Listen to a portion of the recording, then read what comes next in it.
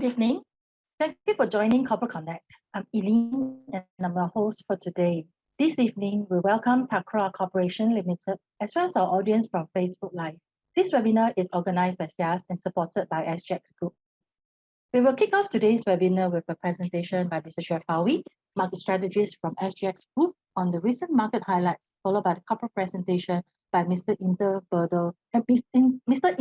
Peter Singh Thakral, Executive Director and CEO of Thakral Corporation Ltd.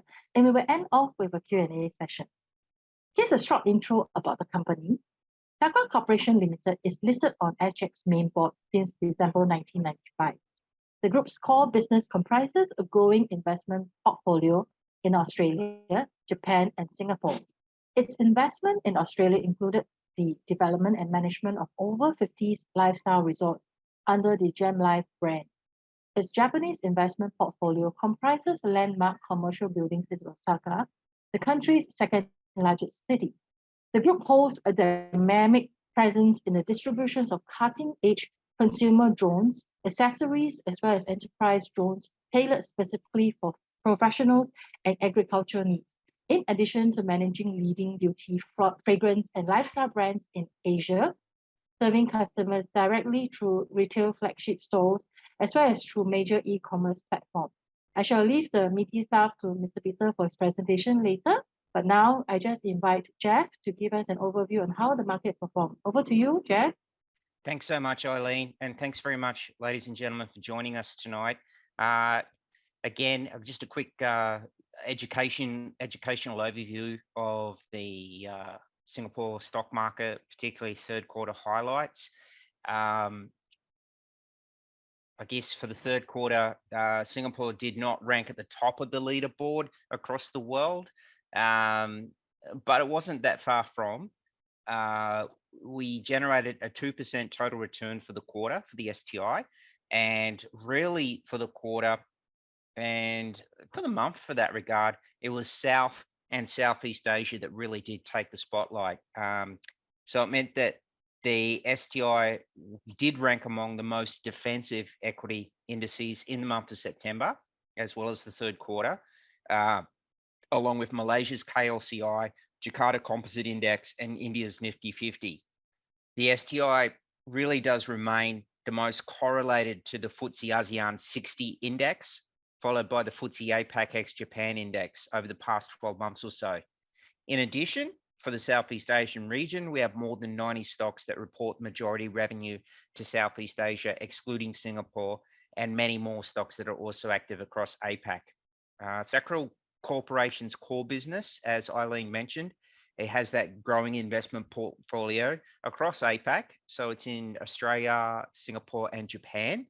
And its investments in Aussie, in Australia, they do include these, the development and management of these over 50 lifestyle resorts under the GemLife brand. I mean, I'm over 50 and Queensland's my home state. So that's why I have to highlight this very early before I go into all the macro details.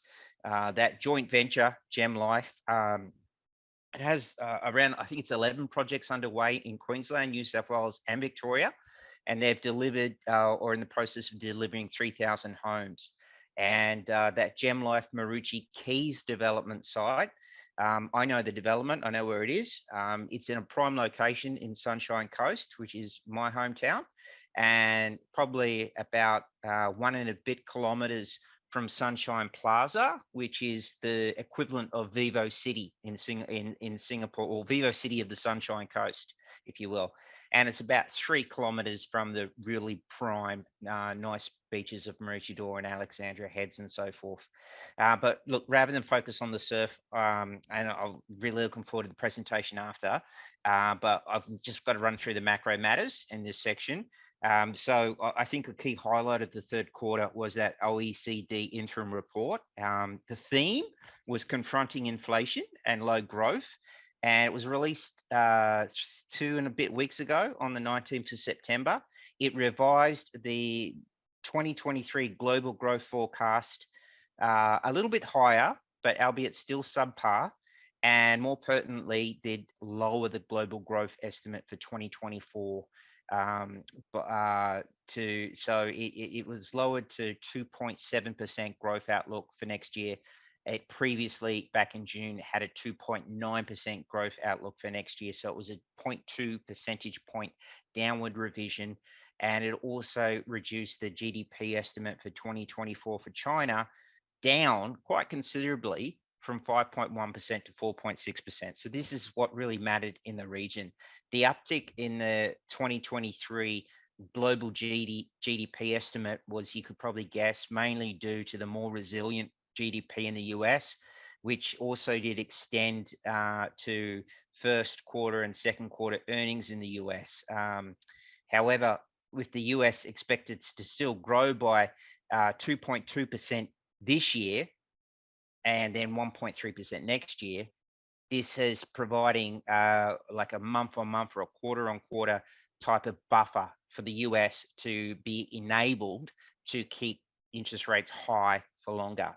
And during the third quarter of last year, expectations for one more rate hike at either the 1st of November or the 13th December FOMC did not really change, not as much as the expectations for where FOMC rate cuts would be next year in 2024. So what changed mostly on the rate outlook is that majority expectations are now for the Fed funds rate to be at either 4.75 to 5% or 4.5 to 4.75% by the end of next year, 2024. Whereas those expectations for in 2024, they were much closer to around the 4% level back at the end of June. So this high for longer has very much had a pretty big impact on the global markets. The one silver lining is that the US August PCE core deflator we saw on Friday night, it did come down to 3.9%, and that was expected. It does represent the lowest year-on-year print for this key inflation gauge since September of 2021, and that has provided a little bit of moderation to the sudden hawkish outlook we've had in interest rates over the past month or so. So what it means is also for cross assets, the US dollar has returned to its November 22 levels, but also what's also, I guess, providing the fuel for this more hawkish risk off type of outlook is that Brent crude oil has also rallied from around 75 US dollars a barrel at the end of June quarter up to above $90 a barrel at the end of the Sep quarter. That's really, that rally over the last 3 months has been on those OPEC plus supply cuts. And the rally has unfortunately been lifting some of the reprieve that lower energy prices provided the global CPI gauges in the first half of this year. So meanwhile, US dollar index has moved from 102 levels to 107 levels. That's 102 at the end of June, 107 today. And that's on that high for outlook, high for longer outlook in the Fed funds rate. And the 10-year US Treasury yields, like the expectations for next year, have also climbed in the vicinity of 70 basis points from 3.8% levels at the end of June to 4.7% levels at the end of September, the last quarter.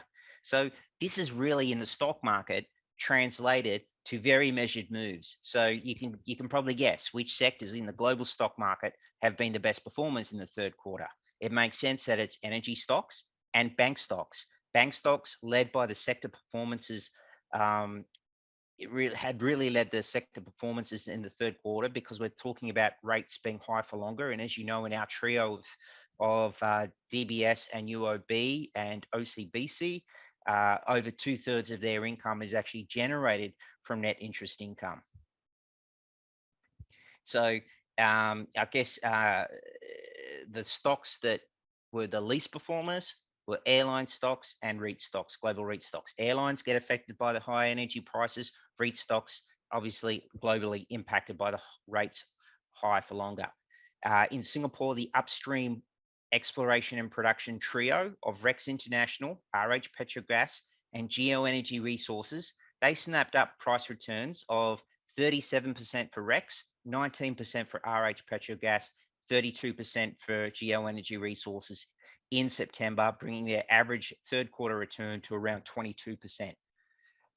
So the SDI banks also led the net institutional fund inflow to Singapore stocks in the third quarter. And the 3-month compound SORA did remain around that 3.7% high. You can see that we saw in the previous second quarter of this year. Much attention in the third quarter earnings and business updates in the next month or so will be on the outlook for growth, how it impacts that low single digit loan growth that had been earmarked by the trio of banks for this year. While DBS and OCBC also ranked among the 3 strongest STI stocks for the third quarter, what was interesting, the combined trading turnover of the trio of banks, it could not maintain the levels we saw in the third quarter of last year, or for that matter, the second quarter of this year. And that was given the comparably much more muted week-to-week changes in Fed funds rate outlook. But nonetheless, the trio averaged total returns of between 6% and 7% in the third quarter. And as we've said before, DLCs that are available for more sophisticated investors enable, in the more quieted times, investors to take a little bit more risk with the banks in the pursuit of leverage returns in those 3 banks. The strength in the US dollar has also seen the US Sing dollar return to November 2022 levels at around 1.36, 1.37. That compares to down at 1.32 in July. So a little bit of depreciation there for the Sing dollar, as you can see. The MAS survey of professional forecasts that was published on the 23rd of September, majority expectations are for no changes to the slope, width and level of the SNIA policy band in the October review coming up in a couple of weeks. And local private sector economists, they do expect Singapore MAS core inflation to print at around 2.8% in 2024 versus a 4.1% print this year. So they are seeing that inflation rate expected to come off. For the April 2024 MAS policy meeting, I think it was 28% of respondents that anticipated a reduction in the slope of the SNIA policy band in April. So more respondents were looking for loosening rather than tightening come April, and most respondents expecting no policy change in a couple of weeks. On the growth front, what's interesting as well is that, as we know, Singapore GDP expected to come in sub 1% this year, but next year it's expected to double up and grow now by 2.5% in 2024. That's according to our local private sector economists. Top downside risks include external growth slowdown, inflationary pressures, in addition to economic developments in China. So they're the top 3 downside risks. But at the same time, better than expected external growth and China growth, in addition to a recovery in the technology business cycle, are the key firm upside risks. And the technology sector, it has been expected to be in the spotlight for the last quarter of this year for some time, as well as the next quarter of the next year. And that's given that the stage has been gradually set, but we're not seeing green lights yet, but still set for a rebound in global semiconductor markets. As AEM noted back in August, inventory digestion is expected to continue through this year, and semiconductor volume growth is expected to return to the global semiconductor industry in 2024. UMS Holdings still posted a 24% total return last quarter, and that was pretty much all that upward momentum came after they reported their first half results. And the chairman, Andy Luong, did note its key customer had shared that it had expected to outperform markets this year, and UMS had also renewed its integrated system contract with them until the end of 2025. So apart from the banks, industrials and consumer non-cyclicals did lead net institutional fund inflow in the third quarter, while REITs and technologies booked the most net institutional fund outflow. And I should probably end it there on the sector front. As we mentioned before, Thakral's over 50 results are, we've got them really happening in Australia, particularly in my home state as well. But also there's another new growth segment is that drone business as well. So there's much to get through, which I'm really looking forward to. And I also put on the chat as well to share with everyone a link for an interview that we recently conducted with Mr. Thakral, who's going to come and talk with us now. Thank you so much, and I'm really looking forward to this next chat. Cheers. Thank you, Jeff. May I now invite Mr. Peter to do the corporate presentation. Over to you, Mr. Peter. Thank you so much, Eileen. I'm Thakral Corporation. Welcome to the SIAS Corporate Connect. We are very happy to be presenting here today. Let me take you through our Thakral Corporation's presentation.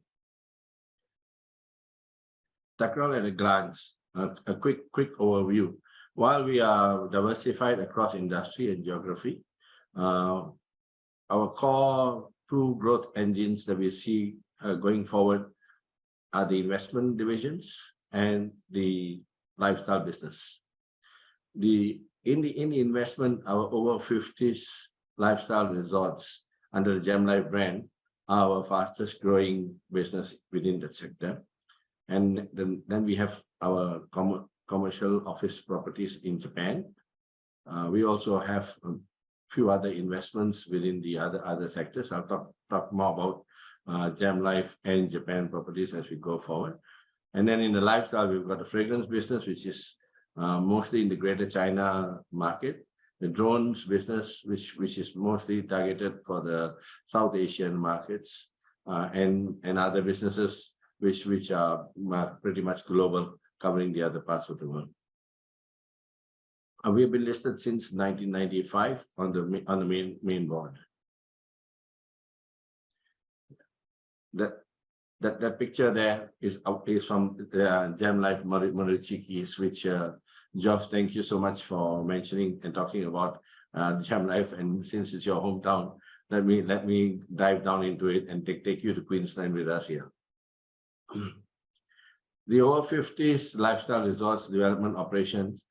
We have a 31.7% stake in Gem Life.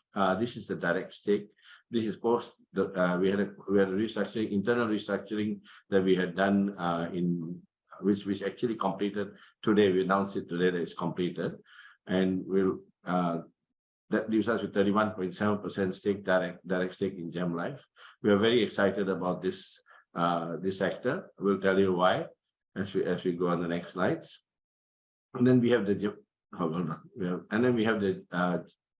portfolio in Japan, commercial portfolio, and one hotel, as well as in other investments. Some of them are in the new economy ventures, etc. Next.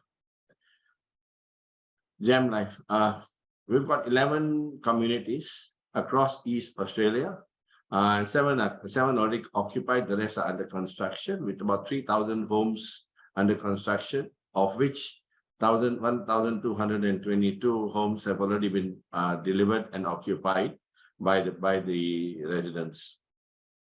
The pipeline that we have and the sites that we've acquired or to be acquired, in the process of being acquired, would take us to 7,000 homes.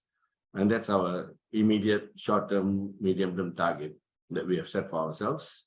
Like I mentioned earlier, Thakral has a 31.7% stake in Gem Life. We have a fully integrated value chain where we perform all the functions directly. In Australia, this is a unique business model, which they call it land lease community, or the manufactured housing estate, MHE. And this is unique to Australia, and we'll talk about it more. The photographs that you see in this slide here, although they're very small, you can please come to our website and have a look at the actual pictures that we have there. We offer full facilities, as can be seen from photographs here. Next. The business model starts from us buying the sites, identifying and buying the sites. The sales and marketing takes place, and then only on settlement that once the party that they've sold their own house, or in Australia they call it downsizing. Once they've sold their existing house, will they then start paying the deposits here, and we will start constructing the land, their house on that land only after that. So it also de-risks us quite completely.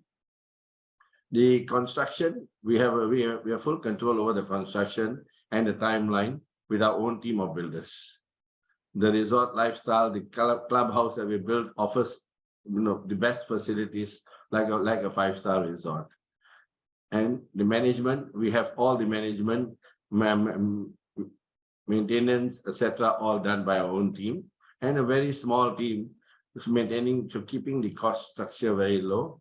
And at the same time, we collect weekly site fees. So the residents, while they have already, so the residents purchase and own the home, they lease the land on which that home sits, and they pay a weekly site fee for leasing that land. So that's a unique model for Australia, but a very lucrative and strong business for Thakral. Our partners, the Police family, have been doing this for the last 30 years. And when we partnered with them, we've jointly together taken this business to new heights under the Gem Life brand name. Gem Life not only focuses on the building of this over 50s resorts, but we also, each of the house, we also have our solar panels on every single house. We are also now converting these resorts into your virtual power plants, where the residents cut their costs on the electricity substantially down, in some cases to as low as $8 to $10. We are installing batteries into this into the resorts, so the energy can be saved, and at the same time they get the benefits. The residents get the benefit, and there is a business where we also, the Gem Life itself gets a recurring income from that business as well. We continue to innovate and give the best to our residents. That's our philosophy, and we'll continue to do that. And we are very excited about this business, and the challenge to take it to the 7,000 homes over the next decade is something we are set. Our path is set there. The population, the aging population in Australia, and for that matter everywhere in Asia, you can see the statistics here. I'm not going to go in detail for that, but almost 1/3 of the population will be aged over 50, and 17 or 18% over 65. This is a business that has got a strong demand and continues to have strong demand. Let me take you over to our Japan portfolio. Sorry, before I go there, the occupied homes that we have got on hand is about 12,222 homes. On average, we have supplied about 266 homes a year. In the current year, we are targeting to do between 300 to 400 homes. And going forward, we're looking at more like 400 to 500 homes a year and taking it higher as we go. The constraints are on the approvals. As we get approval for our land development, as we get approvals for each of the areas, we continue to grow, develop more. We take you over to Japan. These are the photographs of the buildings here. We've got 430,000 square feet of office commercial space in Osaka, the second largest city in Japan, all very prominently located in the city center. One hotel under the Best Western brand name. We've marked here in light green the 3 properties that we are looking to sell. The market has gone substantially higher, and we see an opportunity to recycle our capital. So we've identified these 3 properties, which I marked in light green, to basically recycle them, to sell in, lock in the profits, then look at what do we then invest in. Of course, our investment pipeline, or what we like to invest in, is quite long. We've got more demand for capital coming from all our executives looking for more capital. That's a business. We've sold one of the hotels recently. We locked in a profit of 1.7 million when we did this, despite the price we managed to secure was higher than pre-COVID on the sale. So that's how we basically generate this and then recycle. Let me take you over to our lifestyle business. In the lifestyle business, we've got our beauty fragrance business. We manage the brand. We manage these lifestyle brands for the major brands. In this particular case, we are L'Oreal's subsidiary, which has these brands such as Maison Margiela, Ralph Lauren, etc., which we manage for them, and we manage by developing retail stores in China, across Greater China, Hong Kong, Macau, and China itself. We look at and then we also have we also sell to the e-commerce platforms for other beauty devices. We also have an investment in a beauty device for home beauty device platform called Current Body. It's based out of UK, but it covers the globe. We've got a 10% stake in this company. We're the exclusive distributors for DJI, which is the world's leading drone manufacturer and leading brand in drones.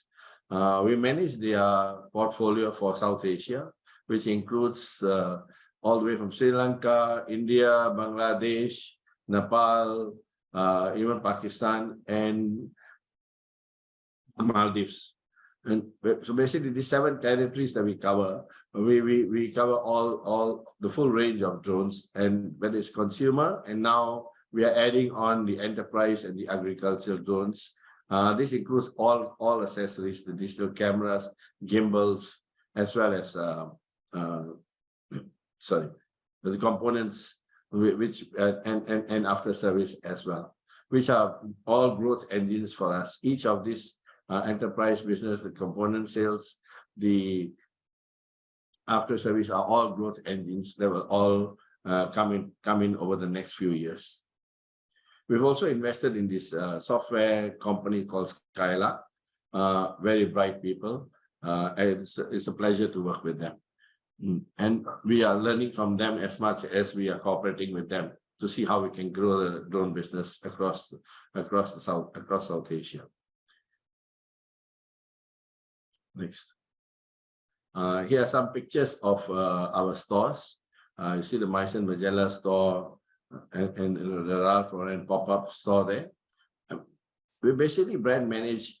What does brand manage mean? We take the brand right from the start and we manage the whole process. Basically launching it into the store, setting up the stores, managing the beauty assistants at the store level, ensuring they give you the customer satisfaction that matches the expectations of each of these brands. And we also have our brands in Sephora, which has got more than 300 outlets across China. This sector, the fragrance sector itself, is a niche sector, but yet growing very, very strongly. It's about 16. It's forecast to grow at about 16% per year, and it's currently about 3.1 billion in expectation in 2025. The next investment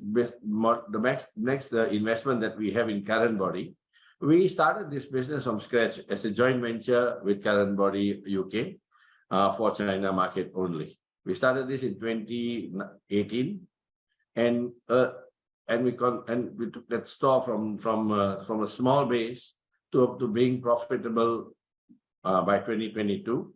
And earlier this year, in June this year, we swapped our position to align ourselves more closely with the Current Body team. So we took a 50% stake in the China-only JV to convert that into a 10% stake in Current Body's parent entity. That gives us that swap gave us a 3.1 million profits, which we booked earlier this year. And we continue to look at this business growing and expecting increased markets and penetration into different markets. Thakral's network across Asia, especially Southeast Asia and Asia, we are looking at how can we work closely with Current Body and see how we can make a success from each of these markets as well. Our members sit at the board of current body and work closely with the team there. Sorry, if I've got a minute here. And on the drone business, which we talked about earlier, here DJI has got 70% market share. The products, they are the best in their category, in consumer category as well. And we've covered the whole of South Asia markets there. We're looking at this sector to be a quite very strong sector for us. Go ahead. Let me take you through the financials. These are our 6 months ended June 2023. We saw our revenue grow by 62% to 104 million. A large portion of the revenue comes from our lifestyle business, whereas our investment business is mostly booked as share of profits from associates or from joint ventures. So most of the revenue and up there is coming from our lifestyle business. We've got $104 million worth of revenue, and the attributable profit for the year was 7.4 million. The profits from our associates, which includes Gem Life and other associates, was at $10 million, a large growth, as we can see. And as we see this particular investments pick up momentum, we continue to see strong growth coming in from this sector. The net margins very constantly maintaining those, and our EPS almost doubled to 5.8 cents compared to 2.9 cents last year. Yeah. From this slide, you can see that our growth for the lifestyle business was 73%.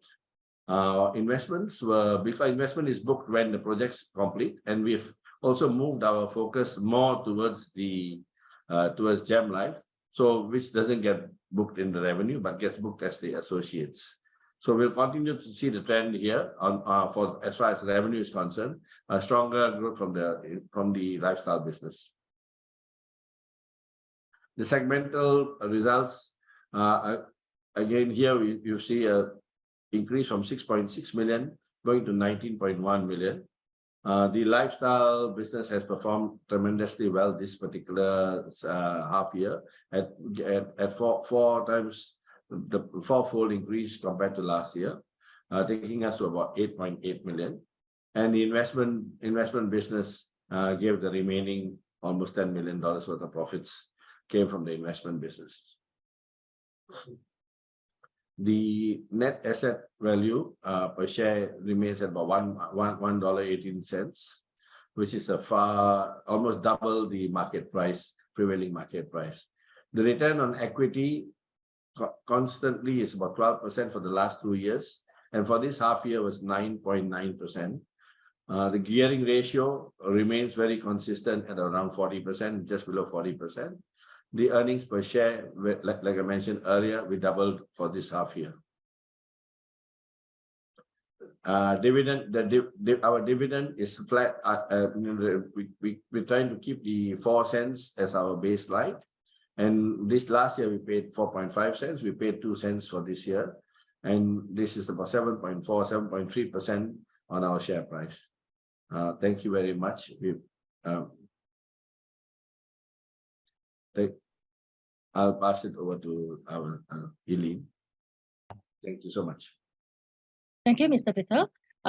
That's a very informative presentation. Even I myself, the favorite brands of L'Oréal, Sephora, now that I know that it's managed by Thakral. So I'm definitely going to hear more about what you're going to share during the Q&A session. I now invite Sunny, which is the SIAS moderator for tonight. He is the lead technical analyst and capital markets and investor education for SIAS. We now hand over to you guys for the Q&A session. Over to you. Thanks, Thank you. Elaine, and thanks, Mr. Vito, for the very insightful sharing.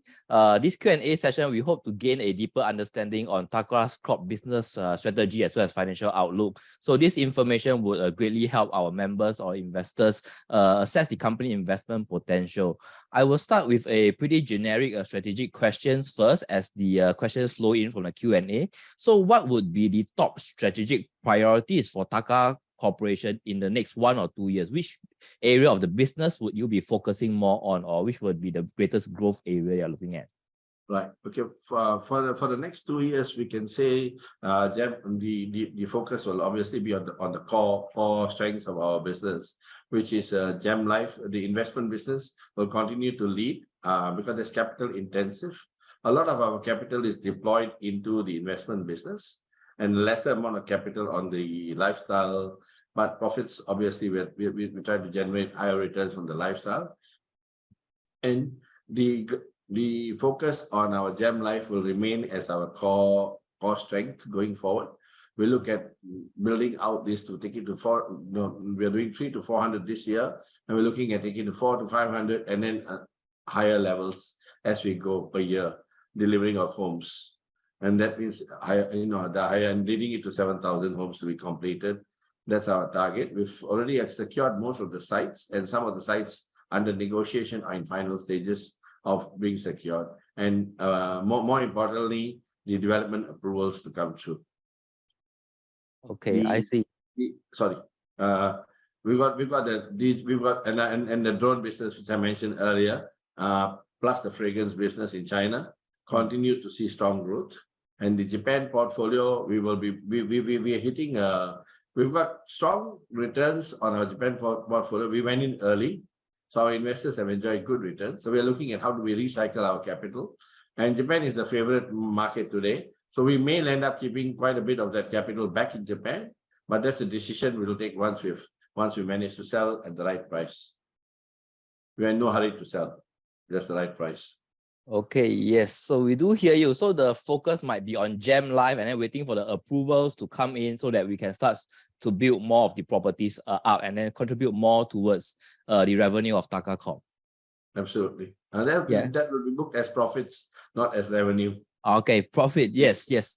We love that word, profit, for all the investors. That's the bottom line. Thank you. Yes, the bottom line. So we are looking earlier that about 90% of the revenue is generated from the lifestyle business. Correct. And this increase in the building of Gem Life properties, how will it affect this ratio of the revenue going forward? Because as our businesses are so-called more and more on the investment portfolio, we are directly taking stakes in the so-called associates. So those profits do not come in, are not booked at the revenue level, but at the share of profit of associates or joint ventures. So most of the revenue growth will be coming from our lifestyle business. Okay. So on this topic of Gem Life in Australia, so who are your competitors over there on this over 50 lifestyle business? Okay. We've got quite a few of them in this particular land lease MHE sector. Two of them, a few of them are listed. The immediate two that come to mind is Ingenia and Lifestyle Communities, and Stockland, which is a large conglomerate in the development business in Australia. They've recently announced that this MHE and land lease community business is now their core business, and they are looking at growing that at a much faster pace as well. They are probably one of the largest in this sector. We are a young company but growing very fast and large aspirations. Yes. Okay. So do we have what is the market share in this area that we are looking at, the over 50 lifestyle, of how much Gem Life how much market share do they have over this business, and what is Thakral Corp or Gem Life competitive advantage over here between the competitors? Yeah, Gem Life, I mean, we because the demand outstrips the supply, so we are not really concerned about the market share as such. we are probably the youngest company that entered the space. The thing is that we are determined. Our CEO, the police families, they've been doing this business for the last 30 years under Living Gems brand. So they have the experience and the know-how on this particular sector.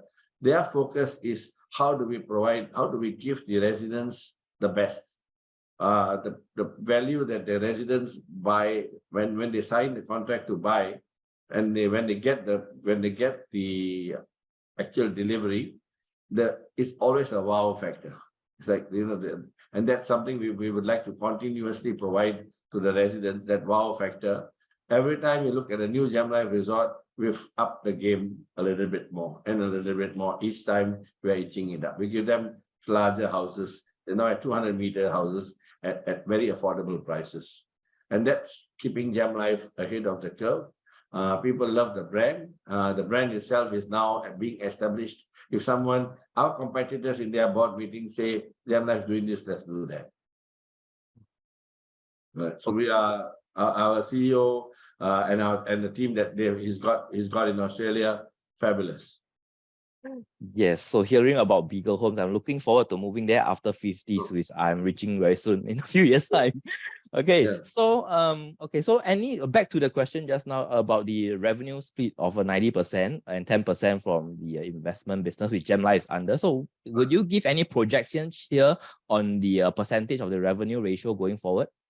I think like I mentioned earlier, the ratio will probably shift to a higher ratio for the lifestyle business, purely because of accounting treatment.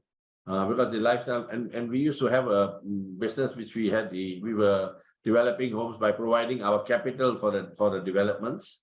We've basically decided to focus more on Gem Life and reduce that business substantially. The risk profile while it was very, very lucrative for the last 11 years, at the moment the risk profile has not been sitting well for the last 2 years. So we reduced our focus on that. And focusing on Gem Life, and Gem Life gives us recurring income. So you have the development side of the profit, and then we have the recurring income thereafter, and then the brand itself is building itself. And like I mentioned earlier, we also have the opportunity of putting the virtual power plants on these resorts. Yes, so very clean and green living kind down under.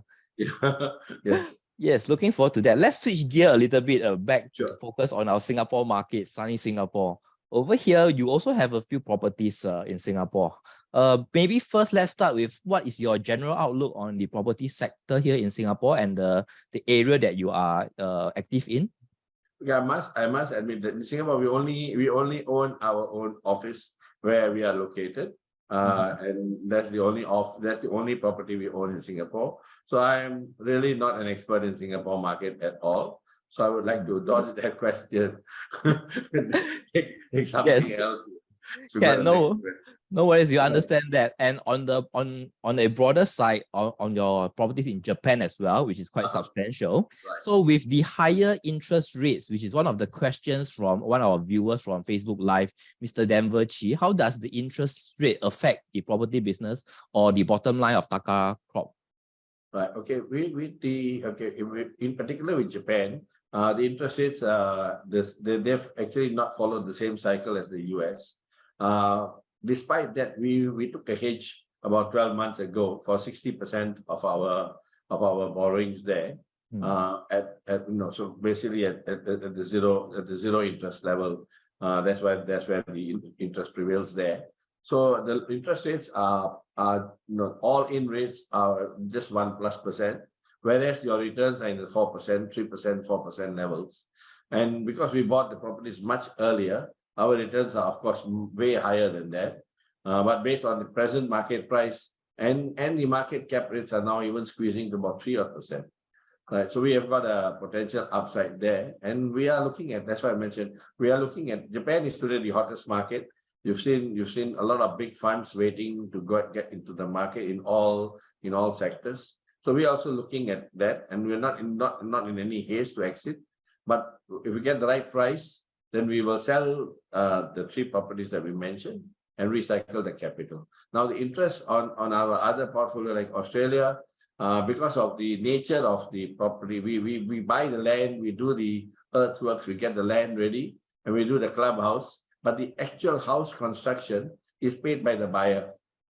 So that helps us to keep our debt within reasonable levels, and the business and the prices, the real estate prices have continued to move upward, which has obviously helped us to manage those the interest rate at this point. It hurts to pay the higher rates, but we are basically looking at hopefully leveling off and hopefully not going further up. Hey, thanks for giving us a glimpse into what is the Japan property market and the interest rate going forward over there. Okay. Yes, so we are also looking at so these plans that you have, what are the key challenges that you are facing right now? For us, basically, we've got our actually we are a sweet spot. The markets that we are actually working with have given us they are almost counter-cyclical to other markets. So we've been fortunate in the positioning ourselves in the right place at the right time.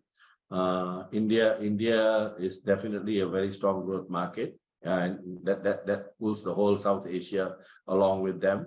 And our drone business there is benefiting from that. We've got policies that come in for more focus on that particular sector, which again benefit us.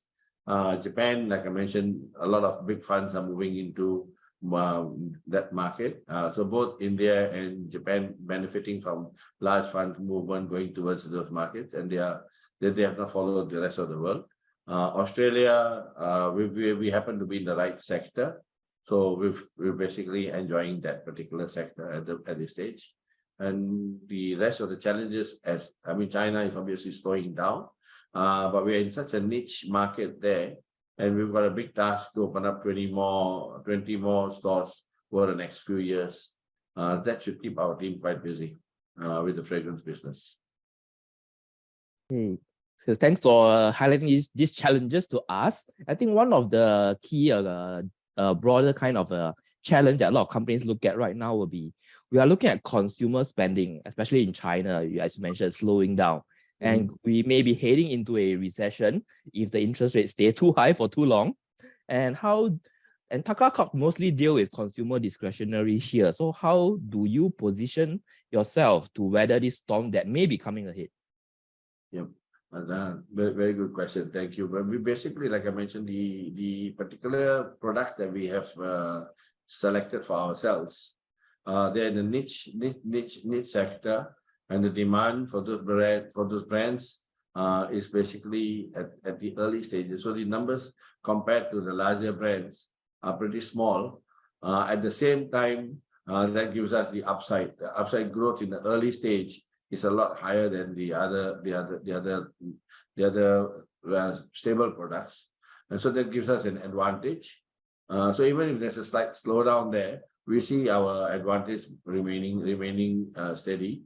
And then the drone business, again, these are our core two areas that we are basically in the consumer side, and we also adding on enterprise business to the drone business.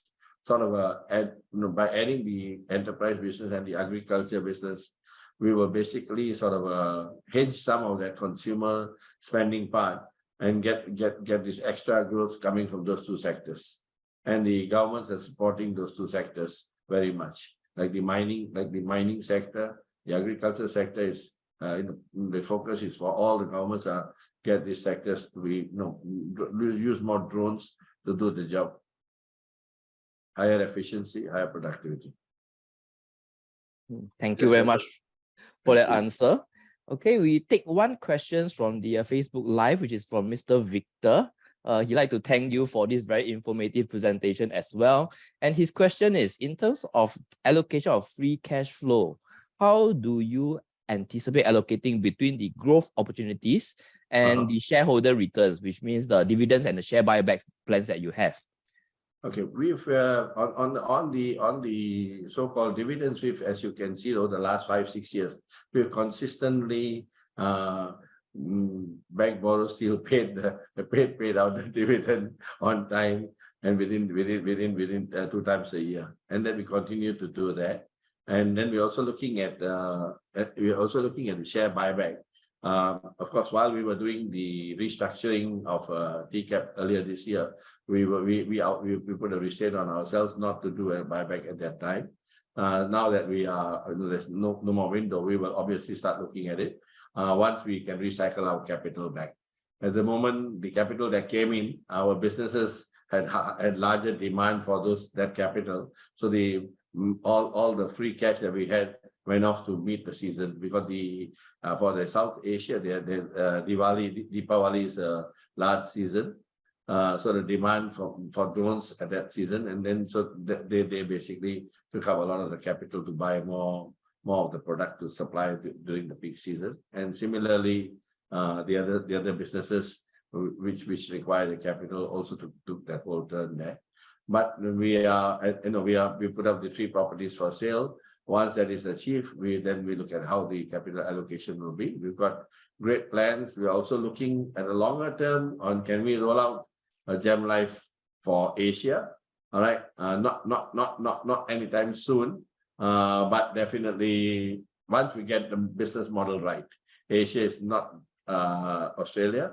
There's got different needs, different requirements. We're still trying to put the pieces together and understand how do we perfect that. Okay, I'm very excited to hear that Asia. So Mr. Victor has a second part to his question, but I just want to catch you over here. You're talking about Asia. Any geographical location which you can share? Obviously the neighboring cities are we love Malaysia for. If it is for so-called the over 50s living, Japan has the so-called the fastest aging, or the highest aging population in this region. And we know the market very well. We've been there since the family's been there since 1930s. And so knowing that market, that puts that market on in our charts for us. Malaysia, Thailand, they are always focused on this particular sector for overseas so-called population to come and stay and migrate over to their countries and have a better living there. So that's the target there. So yes, basically this I think in this particular sector will be these particular countries will be, if we have the funds, and when we have the final business model, we will probably look at this as our primary targets. Okay, thanks, Mr. Beto, for sharing on that as well. For now, Australia is doing well. All the capital we have, Adrian will hate me if I say I put it somewhere else. I see. Okay, but also just like to thank you again for sharing some of the good locations that we can retire, because Singapore can be quite stressful sometimes. Yes, moving on to Mr. Victor's second part of that question. He's saying that it is commendable to see that the management recognize and try to address the undervaluation of the share price by doing the share buyback. Can you share more about the motivation and the size of the buyback program, if you are comfortable? And what is the average price that you have bought back the stocks? We bought back 2.99 million shares just this year, is it? No, so from since we started the buyback in December 2022 to now, the average buyback price is about 58.8 cents. And anyway, we think this is too low. So yeah. Okay, we hear you. So we will look out for some official announcement coming out from you if there is any. So there is also another question on Facebook Live coming from Mr. King Kai Yong. Any near-term plans for partial privatization? That's not on the cards for us. Okay, that's not on the cards. We're looking at growing the company, bringing the best value to shareholders, and we really appreciate our shareholders staying with us for a long time, and and we hope we take this next round right together and see better times. Yes, I agree with that. Exciting projects in the pipeline Yes. and exciting times ahead. Absolutely. So we are into the final few minutes. I'll move on to the financial question. So any projection or any targets for revenue and profit growth in the next 1 or 2 years? Yeah, that's something we always like to avoid. We don't have a mark on our head, but we will continue trying. We will try to continue delivering good, strong results to our shareholders. Okay. Any key cost driver that you will be very concerned about in the business, and how are you managing them? Nothing out of the ordinary. Of course, the interest cost is one that you mentioned earlier. Then you've got the marketing cost for new brands. That takes a toll on launching the brand. So if you have a particular new brand coming in, that cost goes up on the marketing side, but the revenue doesn't follow immediately. It follows almost a year later. So that particular cycle can be a little bit painful, but because the business there is not that large compared to compared to the whole business, so we manage that quite well, and keeping our profits steady. Of course, we've got this restructuring that we did in Australia that will have that normal reflection that the restructuring costs which were in the announcement and will be in the circular as well. But that's a one-off, and it will be part of. But the revenues, the businesses will basically as strong as before and going stronger going forward as well. Thanks for that answer. Okay, so we also have a pre-submitted questions about this dividend growth in the next 2 years. So just now in your presentation, you shared that the dividend has been quite stable for the past few years. So will there be any chance or any plan that investors can see some kind of dividend growth over the next few years? Because you're paying it's about 4 cents or 7.5% return to shareholders. We're already in a decent bracket, and the demand for capital within the company is so high for our projects. So if you allocate too much at this early stage to dividends, we lose the opportunity of taking the company to higher levels. So we're keeping a very tight balance there to see how we manage this very well. And at the same time, we're also doing share buyback. So the payout to shareholders is actually higher than 4 cents.